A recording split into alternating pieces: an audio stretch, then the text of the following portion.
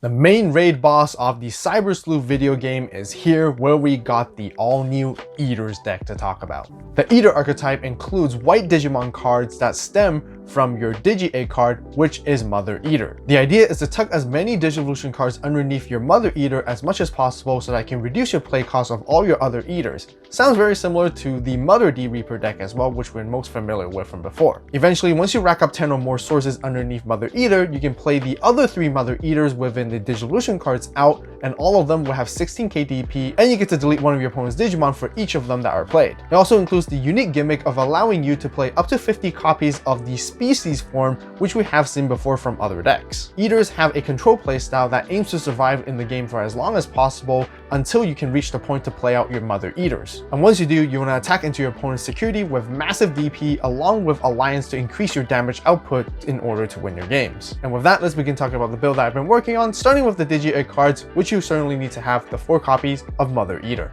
At the start of the main phase, you look at the top card of your Digi Egg deck and you tuck the Mother Eater as the very top source underneath the same Mother Eater that's within the breeding area. Generally, this concept is very similar to the Royal Knights deck with King Drasil or the 7th Grade Demon Lord deck with the Gate of Deadly Sins. Once you rack up 10 or more Digivolution cards, that is where you can play out the other 3 Mother Eaters that you have underneath it onto your board.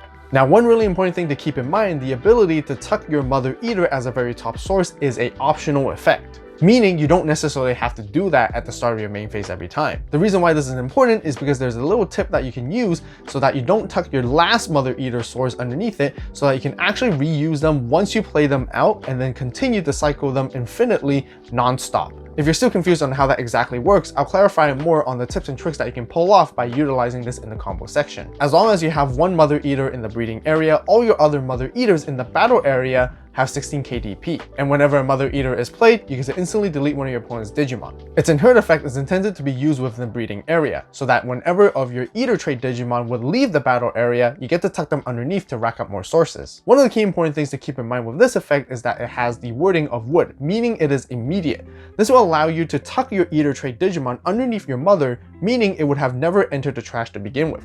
And this allows you to play around any benefits or bonus effects that your opponents may get in order to require your Digimon to be deleted to begin with, such as piercing. And because of that, it is really important for you to sustain in the early stages of the game and not get aggroed down by your opponents, and that is where we'll start talking about the next Eater, which is the species form, which I'm running 18 copies of it. This is because we're allowed to play up to 50 copies of this card. This is your main engine of the deck as you want to play it out as much as possible. Itself has blocker, and once you play it out, you get to draw cards and you want to cycle it, and that is the reason why you want to see this card as much as possible in your opening hand. Generally, my game plan is when I face against aggro decks, I want to make sure there's a blocker to stop the attacks from happening, and then have it deleted so I get to tuck it underneath Mother. On the flip side, I would try to find as much opportunity as I can to attack into the opponent's security with my Eater species form myself, so that it can also be tucked underneath Mother. And that is the reason why we can start using its inherent effects to further reduce our play cost over all other Eaters. Another thing to keep in mind is that all of our Eater Digimon don't have effects, which naturally gives the archetype immunity against any level-based removal effects that the opponents may have. Next, for the rest of the Eater Digimon, I'm running 4 copies of Eater Human form. You generally want to Digivolve this on top of your species form for the 2 costs, and then once you do, you get to immediately tuck your species form underneath your Mother to rack up additional sources underneath. You want to attack your opponent's security with this card as much as possible, because if you ever conduct a check, you get to play out one of your Tamers with CS trait for free from your hand. By setting up your Tamers as soon as you can, that is how you ramp up with the deck to gain additional benefits and bonuses during the course of the game.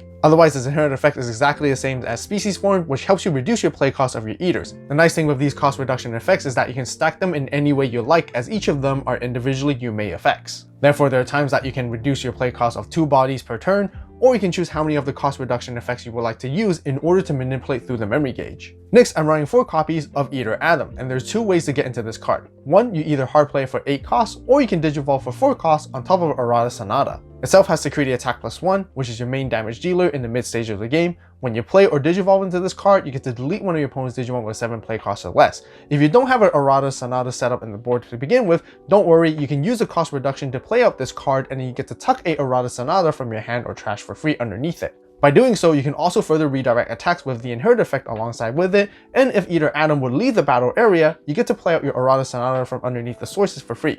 almost making them like a pseudo hybrid as well. As for the other Eater card that is similar, I'm running 3 copies of Eater Eve. Just like Eater Adam, there's 2 ways to get into this card. You can either hard play it for 6 costs or further reduce it with your inherited effects from your breeding, or you can Digivolve for 3 on top of your Yuko. It has rage so that it can attack your opponent's highest DP Digimon that is unsuspended. And when you play or Digivolve into this card, you get to stun down one of your opponent's Digimon or Tamers. Just like Eater Adam, if you choose to play out this card and Yuko wasn't underneath the sources to begin with, you also get to tuck one from your hand or trash underneath it for free. Furthermore, the same thing applies as you can play out Yuko from the sources for free if Eater Eve would ever leave the battle area. I currently feel that the Eater deck isn't as strong as it can be at the moment, but that's the exciting thing where it comes in, because in the future sets such as BT23, Hacker Slumber, we're going to likely be getting even more support for this deck to make it even stronger, and I'm excited to see all the new cards that can come in to be added in as well. So if you guys are fans of this deck and archetype, make sure to subscribe and turn on that notification bell to stay tuned for further updates. That's it for all of the Eater cards in the core of the deck. Now let's talk about other Digimon cards that I included that have level, which I'm taking in at the moment. Starting with the level 4, which I'm running 1 copy of Pokemon, which is mainly intended to remove the opponent's Floodgate rookies that prevent us from reducing play costs, which is really important because you don't want to face against those. If you do, this deck completely gets shut off. And for level 6, I'm running 2 copies of Medieval Gallantmon just because it's a really strong staple to help us remove the opponent's Digimon and keep the board in control and check, and it generally works well together with the Eater deck since we tend to hard play things anyways, so that we can re-trigger its when Digivolving effect again. That's it for all the Digimon. Now let's talk about Tamers, starting with the main Tamer of the deck that you're running 4 copies of is the Akemi Suido. By seeing this Tamer as soon as possible, it will give you the instant value as you constantly play out your Eater cards turn after turn. It helps you gain a memory and also draw cards as long as you have 7 or fewer. The secondary reason why you want to set up this Tamer card is because once you bring out your Mother Eaters out, you want to be able to tuck them underneath them to provide them additional benefits, almost just like mind linking. And with that, it gives the Mother Eaters inherent effects with Rush, Alliance, and Scapegoat. Next, I'm running 3 copies of Arata Sonata, which I mentioned earlier since we do play Eater Adam. It is a memory setter of the deck and also helps us redirect attacks for further defense, and its inherent effect provides exactly the same as well. As for Yuko, I'm also running 3 copies of her to help us gain additional memory at the start of main as long as the opponent has a Digimon. Whenever you redirect attacks with CS trait Digimon, you can suspend her to gain additional 3000 DP and also Digimon effect immunity for the entire turn. However, the inherent effect is slightly different, where you only gain additional DP whenever you would raid alongside with your Eater Eve. Since we play quite a handful of CS trait Tamers and a lot of them cost quite a lot of memory to play, that is also the reason why I decided to play at least 3 copies of Mirai, and that is intended to help us play out these Tamers for free at the start of main phase, but it is also there to utilize her on-play effect to help us cycle through the deck by drawing cards in the early stages. That's it for all our Tamers. Now let's talk about option cards. I'm running 2 copies of Kuremi Detective Agency, which is the main Cyber Sleuth searcher for the deck, as long as we have a Cyber Sleuth Digimon on the field, which includes both in the battle area and in the breeding, where Mother Eater has the CS trait itself. We can use this option card without meeting color requirements. Being able to search through cards and grab whatever we need and having the delay to gain memory is always fantastic. And then I'm playing 2 copies of Cyberspace Eden, which is just our security based card that we can set up in there to give us additional DP buffs all turns for a CS trait Digimon, since all Eaters have CS trait anyway, so they gain extra 2000 all turns. And if they ever check into security, it allows us to play something that's 5 costs or less. Ideally, we can set up our Tamers, or we can play any of our Eater cards to further disrupt the opponents if we ever need to. And then to round off for the rest of the option cards, I teched in 1 copy of Queen's Device, which is the exact same reason why I run Pokemon, just to deal with the opponent's Floodgate rookies, as it is a huge counter against this deck. Tech choices and other cards that you guys can also include. There's also the BT22 Karamon, which can help you search, grabbing yourself Arata Sonata alongside with anything that's CS trait as well. Just an additional on-play searcher that you can utilize if you ever want to. Another fun rookie that I can also include that is outside of this archetype is actually the Nemon from BT7. Since most of your Tamers have inherent effects except for Mirai, once you play out the Nemon out, you can play any of your Tamers for free as well. Meaning you can play out your Yukos, Aratas, or even your Akemis for free. And since both Yuko and Arata are kind of like semi-hybrids as they go into Eater Eve or Eater Adam, if they ever would be deleted, you also get to play an additional Tamer from your trash back as well. Since both Yuko and Arata are black Tamers, you can also include Sephirothmon as an additional hybrid to potentially go for extra swings and extra attacks to finish games off, or to taunt your opponent's Digimon into you so that you can further disrupt them with your Eater species form as you block the attack, or redirect another attack if you ever want to with Arata. Same goes for the option card Laplace's Demon, just to force your opponent's attacks, and then you can can use errata to redirect into your bigger bodies to disrupt your opponents during their turn. There's also Paladin Ace that you can tech in just to help recycle your trash if you ever lose your Mother Eaters from the board that they're in the battle area. That can help you put them all the way back to your Digi Egg deck so that you can reuse them all over again, which is pretty crazy. Another CS Tamer that you can play is Yugo, just to help search through your deck and grab pieces. You can also bottom deck it to reduce your play cost of your CS trade Digimon or Tamers, and next time buy another 2, which can also stack alongside with your cost reduction effects of your Eaters as you play them out. Since this is a white-based deck after all, you can include some generic option cards such as X Program to delete things on the board, and if the opponent doesn't play any X antibody-based decks, you get to wipe everything on the board as well. Otherwise, there's Emergency Program Shutdown just to stop your opponents from using any option cards for an entire turn. Combos and how to play the all-new Eater deck. Since this is a unique playstyle deck after all, which doesn't follow the traditional ways of Digivolving and climbing into stack, rather than showing you guys like different combos, I'm going to show you guys tips and tricks and the whole general game plan and macro idea of how you want to be playing this deck throughout the entire course of the game. And with that being said, in your opening hand, you want to see multiple Eater species form that you can start playing them out so that you can draw cards and have them tucked under Mother Eater so you can get into your 10 sources as quickly as possible. And that's also exactly the reason why we play a lot of them. In the mid stages, you can always go into Eater Eve or Eater Adam to control the board, whether to redirect attacks and deal checks, or even to stun down the opponent's Digimon as you raid and gain DP buffs. Generally in this deck, I prefer going first because then we can start ramping up as soon as we can. So we're gonna hatch, and by hatching, Mother Eater's starter main phase effect is gonna let us look at the top card of a Digi Egg deck, and we may place it underneath afterwards. This is going to be important for later on as I'll explain, but we are going to place the first one as the very top Digivolution source. If you ever have Eater species, go ahead and start out and playing them out for 3 costs so you can draw immediately. By getting them out as soon as possible, you want to have them being tucked under so you can start reducing your play cost of your other Eaters.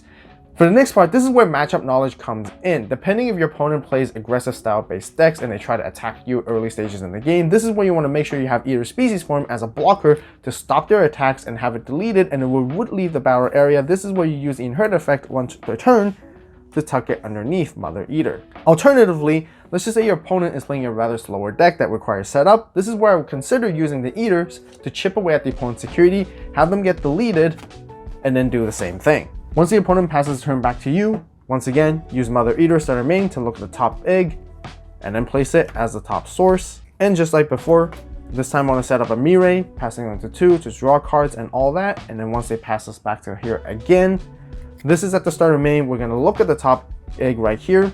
But since the effect is a Yume, we may not actually want to tuck it underneath, which might be important for later on for a different combo. I want to show you guys on how you can kind of recycle a second pop-off turn with your Mother Eater. So if you choose not to tuck it underneath, you simply just place it back into the Digi Egg face down. You pretty much repeat this turn after turn, and these are the moments where I like to wait and see until the right moment, then I would tuck my last egg in order to pop off or not.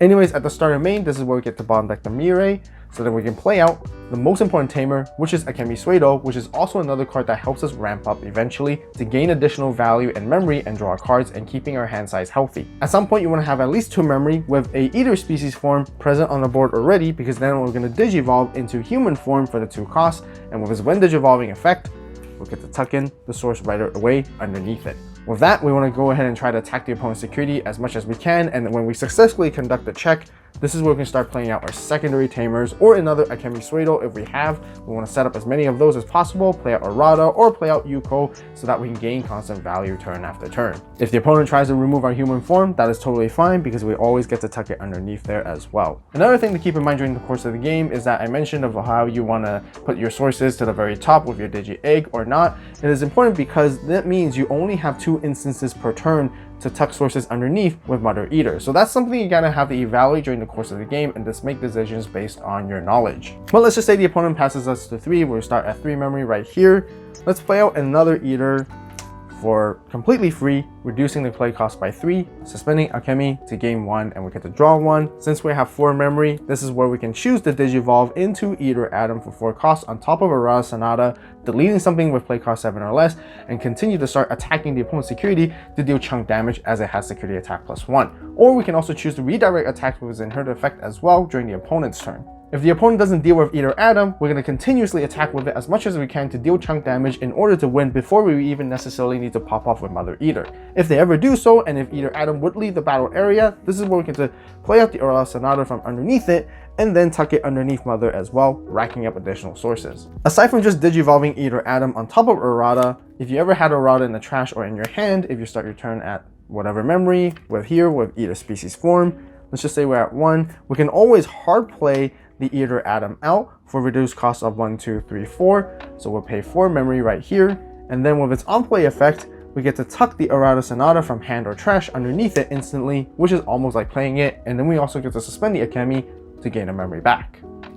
The exact same applies for Yuko as well, alongside with Eater Eve, which you can always choose to juggle between and how you want to play these cards, and ideally optimizing it, play out Eater Eve, tuck Yuko underneath, with the cost reductions of being played with Eater Eve if possible. That way you're paying less memory by getting more cards on the board. And now once we reach into the later game stages, once we have at least 9 sources under Mother Eater, this is where we want to have as many Akemis on the board as much as possible to go for the pop-off turn. Once again, look at the top egg, and this is why I consider wood putting it to the top, because now we get to resolve the full effect right here, where we have 1, 2, 3, 4, 5, 6, 7, 8, 9, and 10, so that we can play out 3 Mother Eaters underneath the sources of the entire stack. Each Mother Eater is then going to delete one of the opponent's Digimon, meaning we can delete 3 things in total. And since Mother Eater is on the board, even though it's in the Digi Egg card right here, any Digi Egg card considered in the battle area or in the trash are still considered as Digimon. Very specific on wording, because this is where you can actually use Akemi Suido to gain a memory back, since you did play out a Eater trait Digimon specifically. And that is something not to be confused with Digimon card. If the text says Digimon card, Mother Eater isn't considered as a Digimon card. But however, like I mentioned, it is a Digimon, so that we can suspend Akemi to gain a memory each, or we suspend the other 2 as well to draw cards if we ever want to.